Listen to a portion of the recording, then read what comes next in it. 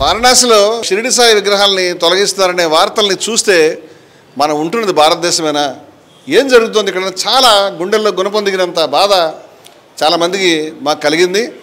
నీకు ఎవడు చెప్పాడు మన దేవుడు హిందూ అని? నీకు ఎవడు చెప్పాడు హిందువులు మాత్రమే దేవుడు అని?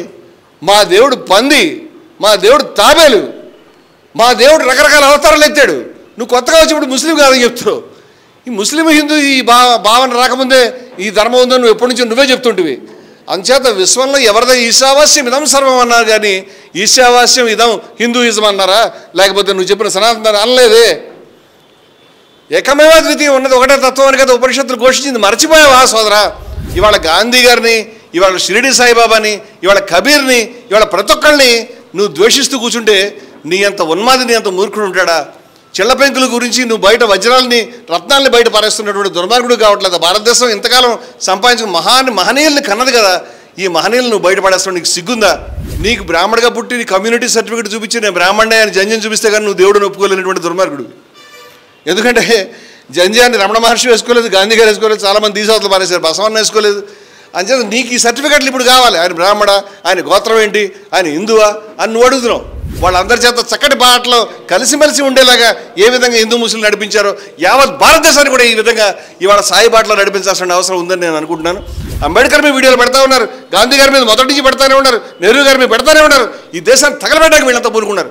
రేపొద్దున ఆదిశంకరుడు కూడా ఈ అద్వైతం మనకి రాదు, ఇది ఎలా చెప్తావు అని అనే రోజు వస్తుందని నేను అనుకుంటున్నాను.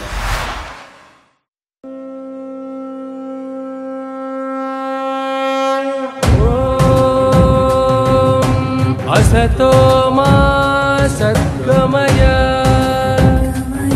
तमसो मा ज्योतिर्गमय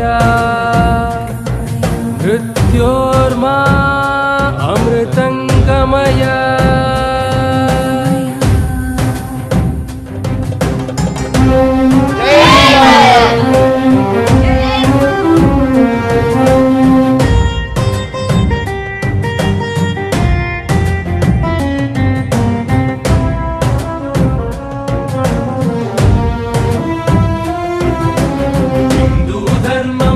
सनातनं निरुपमानमिति नित्यनूतनम्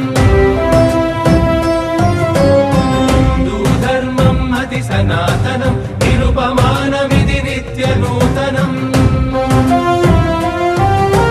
समता बहुळत्वालतो सुप्रतिष्ठितम् समता बहुळत्वालतो सुप्रतिष्ठितम् इति सर्वम् ईश्वरमयमनि चाटिन तत्त्वम् इति सर्वम् ईश्वरमयमनि चाटिन तत्त्वम् हिन्दू धर्मम् अति सनातनं निरुपमानमिति नित्यनूतनम्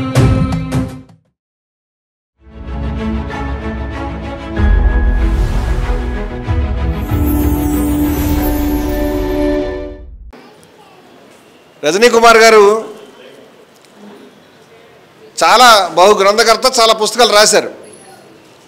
సాయితత్వాన్ని గురించి, షిరిడి సాయితత్వాన్ని గురించి మరి ఇంత చక్కగా సబ్జెక్టుని చెప్పగలిగే వాళ్ళు మరి ఉండొచ్చేమో, కానీ నా దృష్టిలో అయితే నేను చూడలేదు. వారి ప్రసంగాలు కూడా చాలా అద్భుతంగా ఉంటాయి, చక్కటి గాత్రం ఉంది వాళ్ళకి. మేము జిఆర్ స్వామి గారి దగ్గరికి ఒక 2 నెలలు అయిందనుకుంటాను, 2 నెలల క్రితము వారి యొక్క సమతామూర్తి ఉన్నటువంటి వారి యొక్క ఆ ప్రాంతంలో వారి ఆశ్రమానికి 400-500 మంది, చాలామంది ఆధ్యాత్మిక సాధకులు అనండి, లేకపోతే అన్వేషకులు అనండి, లేకపోతే ఆసక్తి ఉన్న వాళ్ళందరినీ తీసుకెళ్ళాం ఒక కార్యక్రమం గురించి. అక్కడ విభిన్న స్రవంతుల నుంచి వచ్చినటువంటి వాళ్ళు 15 మంది దాకా వారి ఆ డయాస్ మీద కూర్చున్నారు. ఆ రోజు రజనీ కుమార్ గారి ప్రసంగం చాలామందిని ఆకట్టుకుంది అని నేను వన్ ఆఫ్ ది బెస్ట్ అని చెప్పగలుగుతాను. చక్కటి ప్రసంగాన్ని వారు చేశారు. అలాగే షిరిడి సాయితత్వంలో ఉన్నారంటే ఈజ్ ఎ రేషనల్ మ్యాన్. చక్కగా తన యొక్క ఐడియాలజీని, తన అభిప్రాయాల్ని చక్కగా హేతుబద్ధమైనటువంటి పద్ధతిలో వారు మనకు వివరించగలుగుతారు.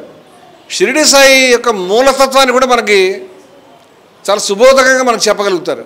ఈరోజు షిరిడి సాయి యొక్క తత్వం చాలా అవసరమైంది. వారు చక్కగా ఉపనిషత్తుల నుంచి, వేదాల నుంచి కోట్ చేసుకుంటూ వారు పుస్తకాలు రాస్తున్నా, మాట్లాడుతున్నా వినడానికి చాలా గొప్పగా ఉంటాయి. మంచి రచయిత, మంచి పద్యాలతో సుబోధకంగా శ్లోకాలను కూడా తెలుగులోకి తీసుకొచ్చి మన మనీషా పంచకం కూడా తీసుకొచ్చారు.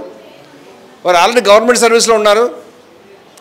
మరి దురదృష్టవశాత్తు విధి కావచ్చు, వారి యొక్క కంటి చూపు సమస్య రావటం అనేది అది మనకందరికి కూడా వెలుగు తగ్గినట్లు లెక్క. ఆ రకంగా అది మన దురదృష్టం అయినప్పటికీ కూడా వారి యొక్క వాణి చాలా అద్భుతంగా ప్రజ్వరిల్లుతూ చాలా విషయాల్ని మనకి చక్కగా వివరిస్తూ వీడియోలు రిలీజ్ చేస్తున్నారు, మాట్లాడుతున్నారు. గవర్నమెంట్ సర్వీస్లో ఉండి కూడా వారు ఇక్కడికి వాళ్ళ రావడం అనేది జరిగింది. వారిని గత 2 దశాబ్దాల నుంచి కూడా ఆయన విజయ విహారాన్ని కూడా చూసి ఉన్నారు ఆ రోజుల్లో. అప్పటి నుంచి మనకి ఒక అనుబంధం అనేది ఉన్నట్లు లెక్క.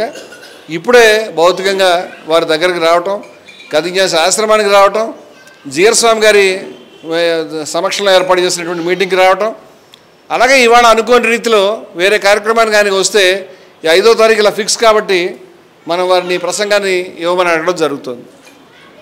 మన బయట పరిస్థితులను ఒకసారి అవగాహన చేసుకుంటే కనుక ఇవాళ మన సబ్జెక్ట్ ఏంటి? విద్వేషం, అసమానత్వాలకు వ్యతిరేకంగా హిందూ మతం అనేది. విద్వేషం, అసమానత్వాలకు వ్యతిరేకంగా హిందూ మతం అనే పేరు మీద మనం హిందూ సమ్మేళనాన్ని చాలా పెద్ద ఎత్తున జూన్లో జరుపుకొని ఉన్నాం.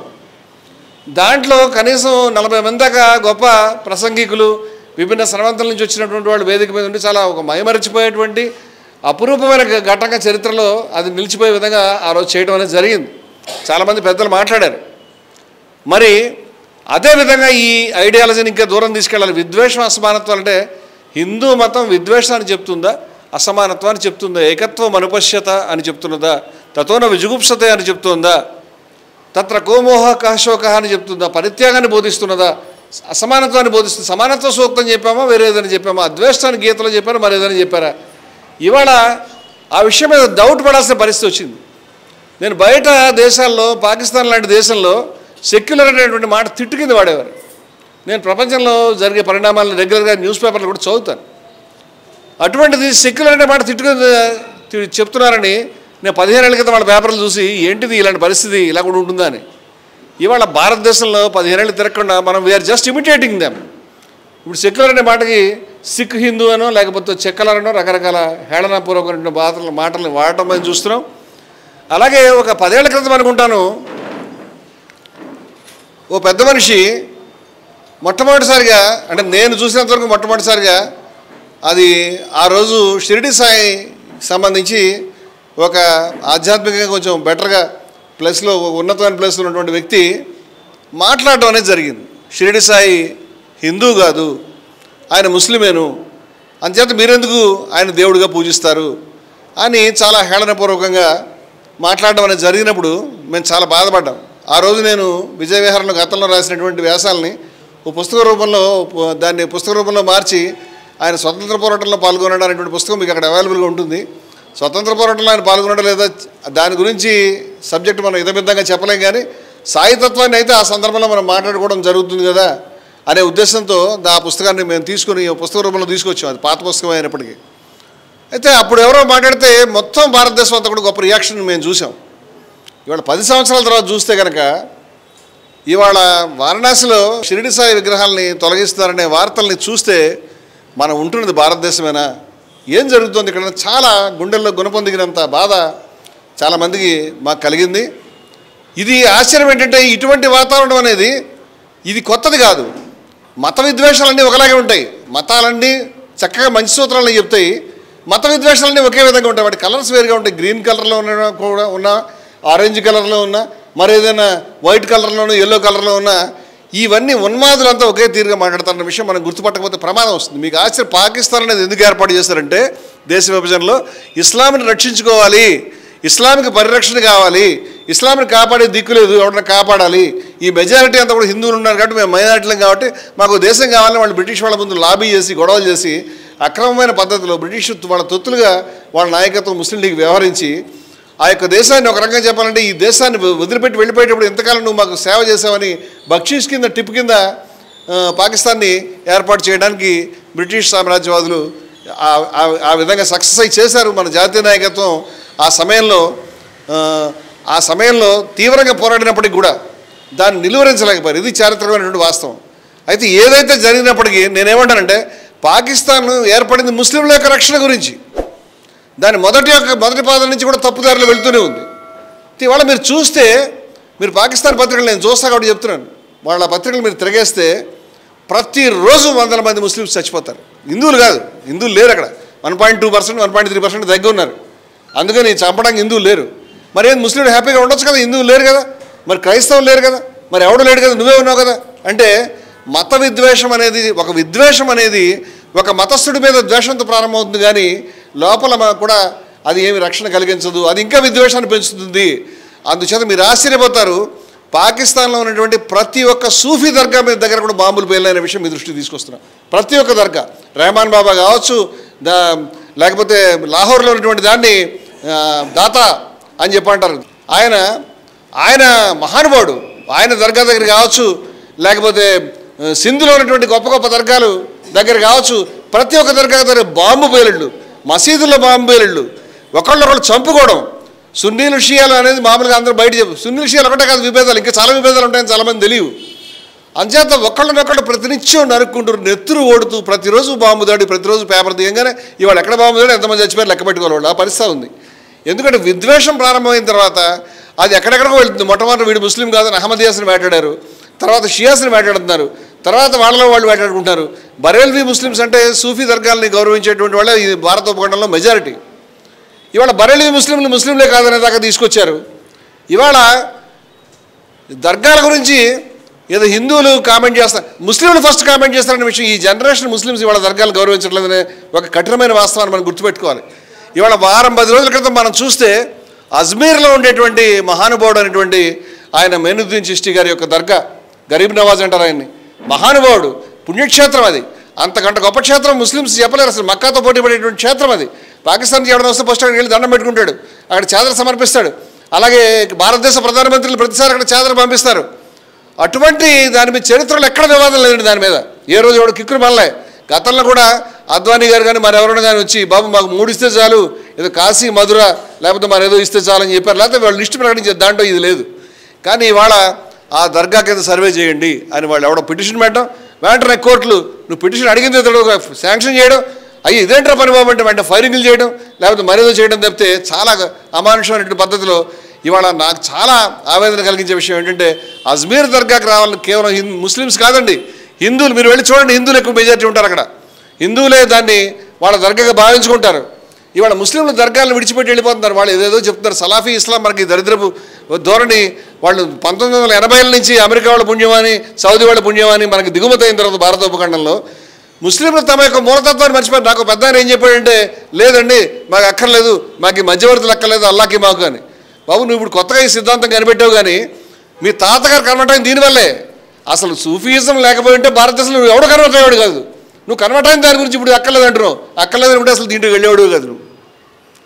అంటే సూఫీల యొక్క తత్వం తెలిసినటువంటి వాళ్ళు బాబా ఫరీద్ పాటలు కానీ, లేకపోతే నుస్రత్ ఫతే అలీ గారి పాటలు కానీ, లేకపోతే మొత్తం అన్ని రకాల ఏది మందిరాన్ని మసీదుని బద్దలకొట్టని రాశాడు ఆయన. మందిరాన్ని మసీదుని బద్దలకొట్టగానే ఒక ప్రేమ భరితమైన హృదయాన్ని బద్దలకొట్టదని రాశారు. ఎంత గొప్ప మాటలండి అవి. ఎన్నో చూసావు కానీ, ఎన్నో పుస్తకాలు చదివావు కానీ, ఎన్నో గ్రంథాలు చదివావు, ఖురాన్ చదివావు, లేకపోతే గీతం చదివావు, కానీ మనిషి యొక్క అంతరంగంలో ఉన్నటువంటి పుస్తకాన్ని నువ్వు చదవలేదు రాశారు. ఎంత గొప్ప మాట అది. ఎన్ని గొప్ప మాటలు రాశారు వాళ్ళు సూఫీలు. సూఫీలు లేకుండా భారతదేశాన్ని మనం ఊహించగలుగుతామా? సూఫీలు లేకుండా ప్రపంచాన్ని ఊహించగలుగుతామా? సూఫీల్ని ముస్లింలు ద్వేషించడం మొదలుపెట్టారు. ఈ పాయింట్ నేను, నా బాధ ఏంటంటే ముస్లిమ్స్ ద్వేషించడం మొదలుపెట్టారు మొదట. ఇవాళ హిందువులు చాలామంది, ఈయన ఇక్కడ ఎవడో పెద్ద మనిషి ఏం చెప్పంటే, తవ్వితే శివలింగం వస్తే మాది, శవం వస్తే మాది. ఎంత దుర్మార్గం ఇది, ఎంత ఇటువంటి మాటలు ఇవి. సమాధులు హిందువులు కూడా ఉన్నాయని తెలియదేమో, సమాధులు మహాయోగులు కూడా ఉన్నాయని తెలియదేమో. ఇవాళ కబీర్ లాంటి మనిషి ప్రపంచంలో ఒక అద్భుతమైనటువంటి మూర్తి కబీరు. అటువంటి మనిషిని భారతదేశం పుట్టించింది. గొప్ప భావధార వల్ల అటువంటి మహనీయులు పుట్టారు. ఇవాళ షిరిడి సాయిబాబా మీద మరి దీన్ని దుస్సాహసం అనాలా మరేమన్నా నాకు తెలియదు. ఆయన యొక్క విగ్రహాలు తీసేయండి, ఆయన ముస్లిం, మేము ఇక్కడికి పాంప్లెట్లు పంచుతుంటే ఏం ఆయన ముస్లిం కాదా అంటే, మరి హిందూ ఎలా అయ్యాడు, దేవుడు ఎలా అయ్యాడు? నీకు ఎవడు చెప్పాడు మన దేవుడు హిందూ అని? నీకు ఎవడు చెప్పాడు హిందువులు మాత్రమే దేవుడు అని? మా దేవుడు పంది, మా దేవుడు తాబేలు, మా దేవుడు రకరకాల అవతారాలు ఎత్తాడు. నువ్వు కొత్తగా వచ్చి ఇప్పుడు ముస్లిం కాదని చెప్తున్నావు. ఈ ముస్లిం హిందూ ఈ భావన రాకముందే ఈ ధర్మం ఉందని నువ్వు ఎప్పటి నుంచో నువ్వే చెప్తుంటివి. అంచేత విశ్వంలో ఎవరిదో ఈశావాస్యం ఇదం సర్వం అన్నారు, కానీ ఈశావాస్యం ఇదం హిందూయిజం అన్నారా? లేకపోతే నువ్వు చెప్పిన సనాతన అనలేదే. ఏకమేవా ద్వితీయం ఉన్నది ఒకటే తత్వం అని కదా ఉపనిషత్తులు ఘోషించింది. మర్చిపోయావా సోదరా? హిందూ మతానికి వ్యతిరేకమైన సూత్రాలను మీరు చెప్తా ఉన్నారు. హిందూ మత మూల సూత్రాలకి ముప్పు తెస్తా ఉన్నారని నేను బాధపడతా ఉన్నాను. ఈరోజు ముస్లింలు ద్వేషించాలి, వాళ్ళ షాపుల్లో కొనకూడదు, ఎట్లా విడదీయగలుగుతాను? భారతదేశంలో ముస్లింలు హిందువులు కలిసి ఉన్నటువంటి ఒక పుణ్యక్షేత్రం చూపించమని అడుగుతున్నాను. అమర్నాథ్ క్షేత్రం కూడా మొట్టమొదటి ముస్లిమ్స్కే అక్కడ ఉన్నటువంటి సాధువులు ఇచ్చారనే విషయం చెప్తున్నాను. నేను భారతదేశంలో చాలా ప్లేసులు చెప్తాను. మన భద్రాచలంలో తరతరాలుగా దానికి ఆస్థాన విద్వాంసులుగా ఉన్నటువంటి వాళ్ళు ముస్లిమ్స్. మోడీ గారు అవార్డు కూడా ఇచ్చాడు. నేను చాలామంది ముస్లింలు కర్ణాటక విద్వాంసుల పేర్లు చెప్తాను. మీరు చిలకలూరుపేట పోయి చూడండి. నేను వెళ్ళాను ఒకసారి. అక్కడ హిందువుల విగ్రహాలు వాడలో చెక్కుతారు. మొత్తం దేశంలో దక్షిణ భారతదేశంతో వచ్చి అక్కడ కొనుక్కుంటారు. నేను కూడా ఆ విధంగా ఒక ఐటమ్ ఆర్డర్ చేయడానికి పోయాను. సడన్గా మొత్తం మార్కెట్ అంతా మాయమైపోయారు. ఇట్లా మాయమైపోయారండి వీళ్ళంతా కూడా అని నేను ఆశ్చర్యపడి ఎవరినో పిలిచి అడిగాను, బాబు ఎక్కడికి వెళ్ళారు? ఆయన నాకు గుండె పగిలిపోయి నమాజ్కి వెళ్ళారు. వీడు చెక్కేది హిందూ విగ్రహం, అమ్మవారి విగ్రహం, దేవుడి విగ్రహం, వీడు నమాజ్కి ఎట్లా వెళ్ళాడని. వాడు వెనక్కి వచ్చాడు. వెనక్కి వచ్చిన తర్వాత ఎక్కడికి వెళ్ళొచ్చు అంటే నమాజ్కి వెళ్ళొచ్చాను. ఆయన షాపులో వాళ్ళంతా వెళ్ళారు. అందరూ అక్కడంతా ముస్లిమ్సే. నేను అడిగాను, నమాజ్కి వెళ్ళావు కదా, నీకు తెలియదు నువ్వు చెక్కేది హిందూ విగ్రహం అంటే చెక్కావని. అయితే ఏమిటన్నాడు. మరి మీకు ఇది మతానికి విరుద్ధం కదా అని. ఆయన మాకు తెలియదండి ఇవన్నీ కూడా మీరేమో చెప్తున్నారేమో, మేము తరతరాలకి ఇదే పని చేస్తున్నాం. నేను గుళ్ళకి గోపురాలకి తరతరాలుగా మసీదులకి కాలిగ్రఫీ చెక్కేవాళ్ళు రాసేవాళ్ళు చాలామంది హిందువులు చూపిస్తాను. నేను హిందువులు కూడా అంతే. ఏ ఒక్క దర్గాకి ఏ ఒక్క ఉరుసుకి హిందువులు రాలేదో నేను అడుగుతున్నాను. అందుచేత ఈ దరిద్రపు సాంప్రదాయాల్ని, ఈ దరిద్రపు విధానాల్ని మనకి ఆయన శ్రీరంగం పోయి సెటిల్ అయినాడు. మన దగ్గర మీ దగ్గర ఉండేటువంటి ఆ మహానుభావుడు కర్ణాటక సంగీతంలో చాలా గొప్ప నాదస్వర విద్వాంసుడు షేక్ చిన్నమౌలానా గారు. అలాగే వీళ్ళు హసన్ సాహెబ్ ఈయన భద్రాచలంలో. అలాగే మీరు అనేక మంది చాలా అద్భుతమైనటువంటి, నేను నాకు ఫేవరెట్ అనేటువంటి మీరు చెప్పగలుగుతాను. నువ్వు వెళ్ళిపోవచ్చు కదా అని చెప్తే ఆయన్ని మన భారతరత్న అయినటువంటి ఆయన వారణాసి వదిలిపెట్టి వెళ్ళిపోవచ్చు అని చెప్తే ఆయన నాదస్వరం వాయించే బిస్మిల్లా ఖాన్ గారు, నేను వెళ్ళిపోతే శివుడిని ఎవరు లేపుతారని అడిగాడు. నేను ఇక్కడ వెళ్ళిపోతే శివుడిని ఎవరు లేపుతారు? ఏం మాటలు చెప్పాడు ఆయన. ఎంత అథారిటీ, ఎంత ప్రేమ. ఇట్లా నేను వాడ గల్లీ కూడా హిందువులు ముస్లింలు పెనవేసుకుని వందల సంవత్సరాల నుంచి తయారు చేసుకున్న కల్చర్కి 1300 ఏళ్ళ అయింది బాబు. ముస్లిమ్స్ వచ్చి ఇవాళ కొంపలు మునిగిపోయినాయి, రేపు ఎల్లుండి మన ఇల్లు ఆక్రమిస్తారు, ఎల్లుండి మీ ఆడవాళ్ళని నమ్మేస్తారు అనేటువంటి దరిద్ర ప్రచారం చేస్తా ఇవాళ ఎక్కడికో లేకుండా, ఏ వివాదం లేకుండా, ఏమి పోనీ వివాదం ఉందంటే పోనీ చరిత్ర ఉందంటే నువ్వు చెప్తే పోనీ అర్థం చేసుకుంటాం. ఏమీ లేకుండా డైరెక్ట్గా అజ్మీర్ దర్గా మీద పెట్టడం అనేది చాలా బాధ. సాయిబాబా పేరెత్తితే ఇది సిగ్గు లజ్జాలనేటువంటి పని అని చెప్తున్నాను నేను. ఎందుకంటే ఆ మహనీయుడి యొక్క సచరిత్ర కానీ, ఆ మహనీయుడి సాహిత్యం కానీ మీరు తిన్నగా ఉన్నది, మీరు బయట కల్పితాలు కదా చదవండి. ఎక్కడ ఎవరినైనా ఆయన ముస్లింగా కన్వర్ట్ చేశాడా? ముస్లింగా ఉండమని ఎవరైనా అడిగాడా? హిందువుని ముస్లిం చేశాడా? ముస్లింని హిందువు చేశాడా? లేదే. హిందువుల్ని ముస్లింని కలిసి ఉండమని నడిపించాడే.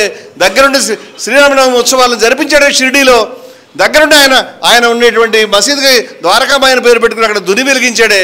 ఏ మతానికి ఏ పద్ధతికి ఆయన కట్టుబడ్డాడు. అంచేత ఇవాళ గాంధీ గారిని, ఇవాళ షిరిడి సాయిబాబాని, ఇవాళ కబీర్ని, ఇవాళ ప్రతి ఒక్కరిని నువ్వు ద్వేషిస్తూ కూర్చుంటే నీ అంత ఉన్మాది, నీ అంత మూర్ఖుడు ఉంటాడా? చిల్లపెంకుల గురించి నువ్వు బయట వజ్రాలని రత్నాలని బయట పారేస్తున్నటువంటి దుర్మార్గుడు కావట్లేదు. భారతదేశం ఇంతకాలం సంపాదించిన మహనీయుల్ని కన్నది కదా. ఈ మహనీయులు నువ్వు బయట పడేస్తావు, నీకు సిగ్గుందా? ఈ దుర్మార్గానికి ఏమిటి పరిష్కారం అంటే నాకు అనిపించింది, నేను రజనీ కుమార్ గారితో మాట్లాడుతూ నేను మొన్న అన్నాను, ఇవాళ మొత్తం ఈ శనికి దరిద్రానికి షిరిడి సాయిబాబానే పరిష్కారం నాకు అనిపించింది నా మనసుకి. ఎందుకంటే ఆ మహనీయుడు ఏమి చెప్పాడో, ఏం ఆచరించాడో, ఆయన చెప్పింది సబ్కా మాలికే కల్లా మాలిక్ అని ప్రతి ఒక్కరికి అదే చెప్పేవాడు. ఆయన ఏదైతే ఆచరించాడు, నేను చాలా కాలం షిరిడి సాయి శిబిరం పైన నాకు కంప్లైంట్ ఉండేది. ఎందుకంటే ఇది హిందూ ముస్లిం సమైక్యత శిబిరంగా ఆయన జీవితకాలం ప్రారంభమైంది. మనం అంగీకరించాలి ఒక విషయాన్ని. ఇవాళ ముస్లిమ్స్ షిరిడి సాయి శిబిరం వెనకాల దాదాపుగా లేరు, అక్కడక్కడ తప్ప. ఎందుకు లేరు అంటే ఏ క్షణాన్నైతే మనం అక్కడ విగ్రహం పెట్టి ఆయన చనిపోయిన తర్వాత ఆ సమాధిలో ఆయన విగ్రహాన్ని ప్రతిష్ఠించి దాన్ని ఒక దేవతామూర్తిగా మనం ఆరాధన మొదలుపెట్టామో నీకు అభ్యంతరం అనిపించవచ్చు, కానీ ఆ మతం యొక్క మెయిన్ ఆర్టికల్ విగ్రహారాధనకు వ్యతిరేకంగా ఉండడం. అందువల్ల వాళ్ళు దూరం జరిగారు. కానీ చాలామంది మనసులోనే గౌరవిస్తున్నారు. కొంతమంది అలా ఉన్నప్పటికీ కూడా నిజమైనటువంటి తత్వం ఇదే కదా అని దాని వెంబడిన వాళ్ళు కూడా ఉన్నారు. అందువల్ల షిరిడి సాయిని హిందువులు నా ఉద్దేశంలో దురాక్రమించారని నేను అనుకుంటున్నాను. దురాక్రమించడమే కాకుండా హిందూ అయితే చేశారు. నేను చదివాను పుస్తకాలను, ఆయన బ్రాహ్మణుడిగా పుట్టాడు, ఆయన ఫలానా అవతారం అని చిత్రించే ప్రయత్నం చేసి నీకు బ్రాహ్మణుడిగా పుట్టి నీ కమ్యూనిటీ సర్టిఫికేట్ చూపించి నేను బ్రాహ్మణుడే అని జంజం చూపిస్తే కానీ నువ్వు దేవుడిని ఒప్పుకోలేనటువంటి దుర్మార్గుడు. ఎందుకంటే జంజాన్ని రమణ మహర్షి వేసుకోలేదు, గాంధీ గారు వేసుకోలేదు, చాలామంది తీసవతలు పారేశారు, బసవన్న వేసుకోలేదు. అంచేత నీకు ఈ సర్టిఫికెట్లు ఇప్పుడు కావాలి, ఆయన బ్రాహ్మణ, ఆయన గోత్రం ఏంటి, ఆయన హిందువా అని నువ్వు అడుగుతున్నావు. అంచేత వీళ్ళు మతాలన్నిటి యొక్క కేంద్రమైనటువంటి ఉచ్చమైనటువంటి పరబ్రహ్మం ఏదైతే మూలస్థానం ఉన్నదో అక్కడ ఉన్నటువంటి వాళ్ళు, ఆ ముఖ్యమైనటువంటి పరబ్రహ్మం అన్నీ వాళ్లే అయి ఉన్నటువంటి వాళ్ళు, ఆ తత్వాన్ని ఆకలింపు చేసుకునే వాళ్ళు, ఆ తత్వాన్ని అందించే వారు ఏం చెప్పేవారంటే షిరిడి సాయి గారు మహానుభావుడు, నేను చెప్పకూడదు వీరి ముందు, వారే చెప్తాను ఇంక వివరంగా. ఈ ఒక్క మాట చెప్తాను. వారు ఏమనేవారంటే, నేను మీరు అడిగిందల్లా ఇస్తున్నాను, ఎందుకంటే ఏదన్నా రోజు నేను ఇవ్వగలిగింది మీరు అడుగుతారేమో అని ఇస్తున్నానండి. చాలా విచిత్రమైన మాటలు చూడండి ఇవన్నీ కూడా. మీరు అడిగిందన్నీ ఇస్తాను. ఏమడుగుతాం? ప్రమోషన్ కావాలి, అల్లుడికి ట్రాన్స్ఫర్ కావాలి, పిల్లలు కావాలి, పిల్లోడికి పరీక్షల్లో మార్కులు కావాలి, ఇదే కదా రోజు మనం పోయి అడిగేది. డబ్బు కావాలి, ఇదే అడుగుతూ ఉంటాం మనం, భౌతికమైనటువంటి సంపదలు. కానీ వారు ఏం చెప్పారంటే, మీరు అడిగిందల్లా ఇస్తున్నాను నేను, ఎందుకంటే నేను ఇవ్వగలిగేది మీరు అడుగుతారేమో, ఇది కాదు నేను ఇవ్వగలిగేది, ఈ ప్రమోషన్లు ఇవి కాదు, నేను నిన్ను డైరెక్ట్గా తీసుకెళ్ళగలుగుతాను. ఏదైతే అనంతతత్వం ఉన్నదో, ఏదైతే అనంతమయమైనటువంటి బ్రహ్మతత్వం అక్కడ నేను అందించగలుగుతాను, నీకు నువ్వు అడగట్లేదని ఆయన బాధపడతాడు. ఆయన ఇవాళ నేను ఇందాక మేము మాట్లాడుకుంటున్నప్పుడు రజనీ గోతయ్య కవిత్వంలో వాళ్ళకి అమృతాన్ని ఇవ్వకండి, అమృతాన్ని పారబోసి వాళ్ళు గిన్నెను దాచుకుంటారని చెప్పారు. ఇవాళ మనం మహనీయులందరి విషయంలో చేసినటువంటి దుర్మార్గం ఇదే. వాళ్ళ యొక్క బోధని, వాళ్ళ యొక్క సారాన్ని బయట పారబోసి ఈ గిన్నెలు మనం పెట్టుకుని దాచుకుంటున్నాం. విగ్రహాల రూపంలో, రకరకాల అలంకారాల రూపంలో గంటలు కొట్టుకుంటూ వాయించుకుంటున్నాం. కబీర్ అడిగాడు, ఏమైందరా మినార్ ఎక్కట్లా అడుస్తున్నావు, మీ దేవుడికి ఏమైనా చెవుడా అని. ఇవాళ చాలామంది చెప్తారు మాది సంస్కృతంలో ఉండాలి, మాది అరబ్బీలో ఉండాలి. ఆయన టర్కీలో ఖలీఫా పద్ధతిని రద్దు చేసినటువంటి మహానుభావుడు కెమాల్ పాషా గారు ఒకసారి ఆయన అడిగారు, ఏమండి మీరు అరబ్బీ మానేసి టర్కీలో చదివిస్తున్నారని. ఆయన నవ్వి, మా అల్లా గారికి టర్కీ కూడా వచ్చు భాష, మీ అల్లాకి రాదేమో అని చెప్పాడు. నేను నారాయణ గురు దగ్గర 3 రోజులు పర్యటన చేసి వచ్చాం. నారాయణ గురు శివుణ్ణి అంటరాని కులంలో పుట్టి ఆయన లోపలికి దూకి నదిలో నేను తీసుకొస్తానని చెప్పాడు, నన్ను పూజించకండి అని చెప్తారు వాళ్ళంతా కూడా. వాళ్ళు ఏం చెప్పలే, నారాయణ గురు చెప్పాడు నన్ను పూజించకండి అని. షిరిడి సాయిబాబా చెప్పాడు, కర్రలు రాళ్ళు పట్టుకుని ఆయన లేనప్పుడు కట్టేవారు వాళ్ళు, ఆయన తరిమేవాడు వాళ్ళందరినీ కూడా. మొదట చించవతలు పారేసేవాడు. ఆఖరణ ఏంటంటే కాదనలేక ప్రేమ చొప్పున సరే కానీ నువ్వేం చూస్తున్నావు నాలో అని చెప్పి అలౌ చేసిన సందర్భం తప్పితే వాళ్ళు ఒరిజినల్గా అలౌ చేయరు. నారాయణ గురు తన పూజ చేస్తుంటే ఆయన నెయ్యర్ నదిలో మునిగి లోపల ఈది ఆయన మొదట చెప్పాడు నేను తీసుకొస్తాను, ఏం తేవట్లేదు అర్ధరాత్రి అయింది ఆయన చెప్పిన డేట్లో. ఆయన దిగి ఒక రాయిని తెచ్చి దీన్ని పూజ చేసుకోండి అన్నాడు. అది అరువుపెరలో శివాలయం అయింది. అది గొప్ప విప్లవానికి నాంది అయింది. అది కేరళ చరిత్రనే మార్చేసింది. మేము వెళ్ళాం అక్కడికి. అక్కడ మరి ఆ రోజు బ్రాహ్మణులంతా వచ్చారు ఆయన మీద గొడవకి. నువ్వు ఎవడివి, నీ కులమేంటి, ఇప్పుడు అడుగుతున్నారు కదా ఈయన దేవుడు ఎలా ఆయడని, నువ్వోడు గుడిని స్థాపించడానికి నీకున్న అధికారం ఏంటి, నువ్వు ఎక్కడ నీకు సన్యాసం ఎక్కడ తీసుకున్నావనో లేకపోతే నీకు జంజం ఎప్పుడు ధరించావు, నీకు ఉపనయనం కాలేదు గాడిది నువ్వోడు అంటే ఆయన ఒక మాట చెప్పాడు, బాబు మీరు కంగారు పడకండి, మేము పెట్టింది బ్రాహ్మణ శివుడిని కాదు ఈళవ శివుడినే పెట్టుకున్నాము, మీరు హ్యాపీగా ఉండండి అని చెప్పాడు. అందుచేత ఈ మహనీయులంతా కూడా చాలా గొప్ప తత్వాలు బోధించిన వాళ్ళే. ఇవాళ భారతదేశానికి మళ్ళీ గుర్తు చేయాల్సిన అవసరం ఉంది. భారతదేశం ఏది మర్చిపోతుందో చేస్తూ సర్వాణి భూతాన్ని ఆత్మన్యవ అనుపశ్యతి తత్ర కోమోహ హకాశోహక ఏకత్వం అనుపశ్యత అని ఏ విధంగా అయితే మహనీయులు చెప్పారో ఆ తత్వాన్ని మళ్ళీ గుర్తు చేయాలి. షిరిడి సాయి షిరిడిలో ఏ విధంగా ప్రజల్ని అదిలించి ప్రేమగా వాళ్ళందరికీ అర్థమయ్యేలా చెప్పి అవసరమైతే కర్ర కూడా తీసుకుని వాళ్ళందరి చేత చక్కటి బాటలో కలిసిమెలిసి ఉండేలాగా ఏ విధంగా హిందూ ముస్లింలు నడిపించారో యావత్ భారతదేశాన్ని కూడా ఈ విధంగా ఇవాళ సాయి బాటలో నడిపించాల్సిన అవసరం ఉందని నేను అనుకుంటున్నాను. అటువంటి తత్వాన్ని, అటువంటి బోధని, జరుగుతున్నటువంటి దాడిని సాయి కుటుంబాన్ని నేను చెప్తున్నాను. అలాగే ముస్లిం ఫండమెంటలిజం, ఇది మొదలుపెట్టిందని చెప్తున్నాను. ఇది మొదలుపెట్టింది ముస్లిం ఫండమెంటలిజం, తర్వాత ఈ హిందువులు ఇమిటేట్ చేస్తారని అంబేద్కర్ చాలా కాలం క్రితం రాశాడు. మీరు దాటేశారు, మీరు విద్వేషులు ఇప్పటికే మీరు ద్వేషిస్తున్నారు అని పార్టీషన్ టైంలో చెప్పాడు ఆయన. కానీ హిందువులు మొదలు పెడతారు మిమ్మల్ని దాటేస్తారన్నాడు. ఆయన అన్న మాటలన్నీ కూడా నిజమవుతున్నాయి. ఇవాళ బంగ్లాదేశ్లో మనం చూస్తూ ఉన్నాం, పరమ దుర్మార్గంగా ఇవాళ హిందువుల మీద దాడి చేస్తూ ఉన్నారంటే చాలా బాధ, చాలా సిగ్గు కలుగుతూ ఉన్నాయి. ఆ బంగ్లాదేశ్ జాతీయ గీతను రాసినటువంటి వ్యక్తే మన రవీంద్రనాథ్ ఠాగూర్ గారు. కాజీ నజరుల్ ఇస్లాం, రవీంద్రనాథ్ ఠాగూర్ యొక్క బిడ్డలు ఇవాళ కొట్లాడుతూ ఉన్నారంటే చాలా బాధాకరమైన విషయం. ఇవాళ హిందువులు అక్కడ తరిమేస్తారంటే సిగ్గుపడాల్సిన విషయం. జమాతే ఇస్లామీ లాంటి విషపూరితమైన శక్తులు, మేము చెప్పాను జమాతే ఇస్లామీ మౌదూదీ ఈ విధంగా చెప్పాడు నాయన. ఈ మౌదూదీ అనేటువంటి వాడు ముస్లింలందరూ పాకిస్తాన్ బలపరచాలని, పాకిస్తాన్లో కూర్చుని భారత ఉపఖండంలో ఉన్నటువంటి ముస్లిమ్స్ కూడా బలపరచాలని చెప్పినటువంటి వాడు, ముస్లింలు అణిచేయమని చెప్పినటువంటి వాడు, హక్కులు ఉండదని చెప్పిన వాడు అని నేను చెప్తే సాక్ష్యాధారాలతో సహా మొత్తం రిపోర్ట్స్తో సహా తీసుకొచ్చి పెడుతుంటే ఒక్క ముస్లిం కూడా బయటకు వచ్చి ఇది తప్పు ఆ మౌదూదీ చెప్పింది అనడానికి సిద్ధపడలేదు. చాలా ఆశ్చర్యం అది. నేను ఒక ముస్లింతో అన్నా, ఈ వాట్సాప్ గ్రూప్లో నువ్వు సాక్షి అడిగో నేను పెట్టాను, రిపోర్ట్ అడిగో పెట్టాను, ఏం అడిగితే అది పెట్టాను, అది అయిన తర్వాత నువ్వు సైలెంట్ అయిపోయావు. కానీ నువ్వు గమనించాల్సింది మన ఇద్దరం కాదు, 3,000 మంది ఈ గ్రూప్లో చూస్తూ ఉన్నారు. ఓ ముస్లింని అణిచేయండి అని చెప్పినటువంటి మౌదూదీ అని చెప్పిన తర్వాత ఇది తప్పే నువ్వు అనలేకపోతే నువ్వు దేశద్రోహం అని, నువ్వు పనికిరాడు అని, నువ్వు చాలా ఇంకేమనుకుంటారు చెప్పని ఇవాళ మచ్చ చేస్తూ ఉన్నారు. అందుకని మనం ఇదే హాల్లో ముస్లిం రివల్యూషనరీ ఫోరం స్థాపించుకున్నాం. ఇదే హాల్లో మనం హిందూ ముస్లిం సమైక్యత గురించి జైహో లాంటి గొప్ప కార్యక్రమాలను మనం చేపట్టి అనేకసార్లు ఇక్కడ మీటింగ్స్ పెట్టుకున్నాం. ఆ సీజన్ వస్తుంది, అంచేత అంతా సమైక్యతే, అంతా శాంతే, అంతా విద్వేషరాహిత్యమే, అంతా ప్రేమే, అంతా ఒకటే అనేటువంటి తత్వానికి మనం తీసుకెళ్లే విధంగా మన ఆలోచన, మన ఆచరణ, మనం నడుస్తూ ఉంటుంది. జై భారత్ ఉద్యమం అనేక రూపాల్లో, అనేక సంఘాలుగా, అనేక రాష్ట్రాల్లో, అనేక మంది ప్రజలతో, వేల మందితో, లక్షల మందితో కలిసి నడిచేటువంటి కార్యక్రమాలని మనం రూపొందించుకుని ఉన్నాం. కాబట్టి నేను ఇవాళ చాలా ఎక్కువ సమయం తీసుకున్నాను. ఎందుకంటే ఈ యొక్క సినేరియో ఈ విధంగా మారిపోతూ ఉంది అనేది. జై భారత్ ఉద్యమంలో ప్రతి ఒక్కరికి చెప్తా ఉన్నాను, ఈ షిరిడీ సాయి సమస్య షిరిడీ సాయి భక్తులు చూసుకోవాలి, వాళ్ళు చెప్పుకోవాలి. నేనేం నమ్మడం లేదు కదా, వాళ్ళు ఇది కరెక్ట్ అయిన విధానం కాదు. మీకు చెప్తాను, షిరిడీ సాయికి వచ్చినటువంటి సమస్య మరొకరికి వస్తుంది. ఇప్పుడు బ్రహ్మకుమారిస్ మీదకి వచ్చింది. బ్రహ్మకుమారిస్లో 2 సంస్థలు ఉన్నాయి. ఒక సంస్థ దుర్మార్గమైంది, ఒక సంస్థ పాపం ఆడవాళ్ళు నడుపుకుంటారు. ఇవాళ బ్రహ్మకుమారి సంస్థ తప్పు అనేదాకా వచ్చారు. రేపొద్దున ఇంకొంచెం ముందుకు వస్తారు, వాళ్ళు అనేక సంస్థలు తప్పుపడతారు, వీళ్ళు అనేక సంస్థలు తప్పుపడతారు. ఆర్య సమాజాన్ని కూడా చాలామంది తప్పుపడతా ఉన్నారు. నోడు మాట రాజా రామ్మోహన్ రాయ్ ఎవరు పోరాడకపోతే కనుక ఆయన మన తల్లులు, మన యొక్క సోదరీమణులు అగ్నికి ఆహుతవుతూ ఉంటే కాపాడినటువంటి మహనీయుడిని ఇవాళ దూషిస్తూ వీడియోలు పెడతా ఉన్నారు. అంబేద్కర్ మీద వీడియోలు పెడతా ఉన్నారు, గాంధీ గారి మీద మొదటి నుంచి పెడతానే ఉన్నారు, నెహ్రూ గారి మీద పెడతానే ఉన్నారు. ఈ దేశాన్ని తగలబెట్టడానికి వీళ్ళంతా పూనుకున్నారు. రేపొద్దున ఆదిశంకరుడు కూడా ఈ అద్వైతం మనకిరాదు, ఇది ఎలా చెప్తావు అని అనే రోజు వస్తుందని నేను అనుకుంటున్నాను. ఇదంతా తీసుకెళ్ళి హిందూ మతాన్ని బిగించి వీళ్ళు అనుకునే మోడల్లో తీసుకొచ్చి వీళ్ళు అనుకునేటువంటి మళ్ళీ అసమానతమైన దొంతరలని మన ముందు పెట్టి ఇదే హిందూ మతం, కాదంటే కొట్టండి, కాదంటే తిరస్కరించండి, కాదంటే బహిష్కరించండి అనేటువంటి పరిస్థితి వస్తుంది. అంచేత ఇది షిరిడి సాయి మీద జరిగేటువంటి దాడిగా చూడొద్దు. ఈ విద్వేష శక్తులను మనం ఎదుర్కోబోతే ఇది మన ఇళ్ళని కూడా తగలబెడుతుంది. ప్రతి ఒక్క ఇంటిని ఇవాళ భారతదేశంలో బహుళత్వాన్ని రద్దు చేసి హిందూ మతాన్ని కూడా ఒక నిరంకుశమైనటువంటి విద్వేషపూరితమైనటువంటి మోడల్గా మనం తయారు చేసి పాకిస్తాన్లో ఏం జరిగిందో భారతదేశంలో దాన్ని రిపీట్ చేయిస్తారు వీళ్ళంతా కూడా. దీన్ని మనం కనిపెట్టకపోతే, దీన్ని మనం ఎదుర్కోకపోతే అనే అర్థం చేసుకుని భారతదేశంలో హిందూ మతం ఏదైతే ఉన్నదో ప్రపంచంలో అత్యంత విశిష్టమైనటువంటి మతం. ఎందుకంటే ఇది బహుళత్వం ఉన్నది, దీంట్లో ఈ మతంలో సర్వ సమానత్వం, ఏకత్వం ఉన్నది. ఈ మతం ముందుకొచ్చి దేవుడు మనిషి కూడా ఒకటే అని ప్రకటించగలిగింది, అహం బ్రహ్మస్మి తత్వమసి అని ప్రకటించగలిగింది. అందుచేత ఇటువంటి మతాన్ని మనం కాపాడుకోవాలనే ఉద్దేశంతో ఈ విధానాన్ని, బహుళత్వాన్ని, సారాన్ని కాపాడుకోవాలని మనం పోరాటం చేస్తూ ఉన్నాం. దీన్ని చిన్నగా చూడొద్దు.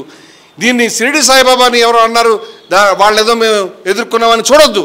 ఈ విద్వేష శక్తులు మూలం ఎక్కడుందో అక్కడికి పెడదాం. మనం ఆ మూలంలో ఉన్నటువంటి విద్వేషాన్ని వేర్లు పీకేయాలి. ఇక్కడ కనుక ఒక బిల్డింగ్ మీద రావి చెట్టు కనుక మొలకెత్తిన తర్వాత దాని కొమ్మల్లో దాన్ని కొట్టేసి నా కిటికీ గడ్డ వస్తుంది, నోనో నువ్వు వదిలిపెడితే ఈ బిల్డింగ్ మిగలదు మనకి. అందుచేత ఈ విద్వేషపు చెట్లని మన మూలాల్లోకి వెళ్ళి తీసుకోవాలి. ప్రతి ఒక్కళ్ళు దీనికి సంబంధించిన కార్యక్రమం తీసుకోవాలని నేను కోరుతున్నాను.